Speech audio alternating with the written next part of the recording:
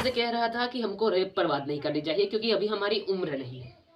क्या कहा जनाब? उम्र? अरे इस देश में 17-17 साल की लड़कियों के गैंगरेप हो जाते हैं, 7 साल की लड़कियों के हो जाते हैं, 7 साल की भी क्यों, 6-6 महीने की मासूम नवजात बच्चियों के रेप हो जाते हैं और आप कहते हैं कि मुझे रेप पर बात नहीं करनी चाहिए। मेरा तो मानना है कि हर एक देश के युवा को रेप पर बात करनी चाहिए और खुलकर बात करनी चाहिए। 2017 में एक लड़की थी 17 साल की, नाबालिग थी वो। एक एमएलए के द्वारा उसे उठा लिया जाता है, उसका किडनैप कर लिया जाता है और उसके बाद 7 दिनों तक लगातार उस पर गैंगरेप होता है। You know about gangrape? Gangrape क्या होता है आपको पता है? सोचने मात्र से रूह कांप जाती है। वो उस लड़की के साथ 7 दिनों तक गैंगरेप होता है। उसके बाद वो लड़की जाती है एफआईआर करवाने उस एमएलए के खिलाफ एक पुलिस स्टेशन में। नहीं लिखी जाती एफआईआर जनाब। क्यों? क्योंकि सामने वाला एमएलए था। 9 महीने तक वो लड़की भटकी, 9 महीने तक कहीं पर भी एफआईआर नहीं लिखी गई। लड़की ने थक हार के सोचा कि अब तो मर जाना ही बेहतर है। गई सीएम आवास के बाहर और खुद को जला के मारने की कोशिश की, तब जाके एफआईआर लिखी गई। और एफआईआर लिखने के बाद क्या होता है? मुजरिम को पकड़ा जाता है।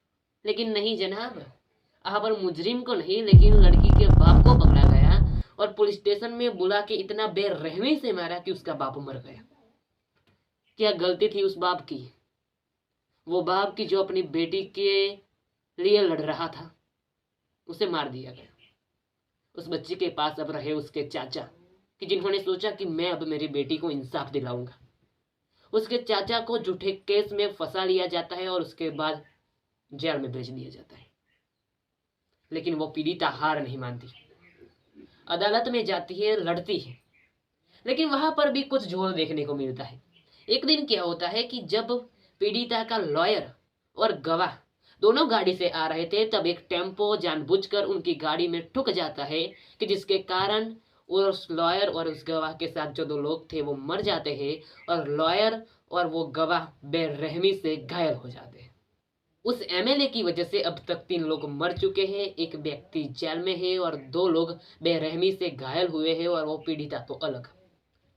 लेकिन 2019 में कुछ होता है।